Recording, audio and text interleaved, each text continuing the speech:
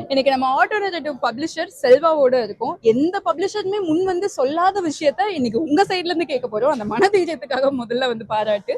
செல்வா, நீங்கள் பரிந்துரைக்கும் புத்தகம் என்ன? நான் பரிந்துரைக்கும் புத்தகங்கள் 2. ஓகே. ஒன்று நாங்கள் இந்த வருஷம் கொண்டு வந்திருக்கிற குட்டிமா புத்தகம். குட்டிமா. அதை தயவு செய்து எல்லாரும் வாங்கி படிக்கணுங்கிறத நான் ஆசைப்படுறேன். டெஃபினட்டா. நான் படித்த புத்தகங்களில் பரிந்துரைக்கிறதுன்னு எடுத்துக்கிட்டா, போன வருஷம் நாங்கள் வெளியிட்ட புருஷன் நாவல்.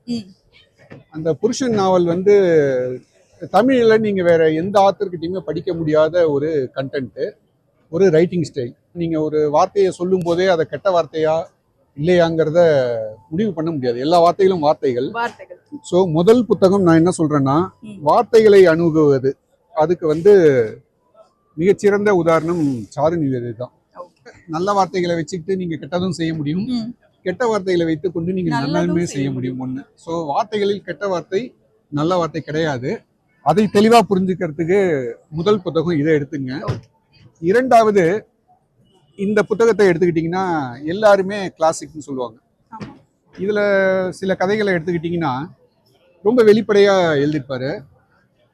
ஒரு ஜோசியர், ஒரு தந்தை, ஒரு மகன். மகனுக்கு கல்யாணத்துக்காக அந்த ஜோசியரை போய் பார்க்குறாங்க. அந்த ஜோசியர் என்ன செய்கிறாரு, இந்த ஜாதகத்துக்கு கல்யாணம் ஆகணும்னா ஒரு பரிகாரம் இருக்கு. முதல்ல அப்பா தாலி கட்டிடணும், அந்த தாலியை வெட்டிடணும். அதுக்கு அடுத்தது பையன் தாலி கட்டினா இது நிலைக்கும். ஊர்ல அந்த சாங்கியத்தை ஒத்துப்பாங்க, அந்த கல்யாணமும் நடந்துரும்.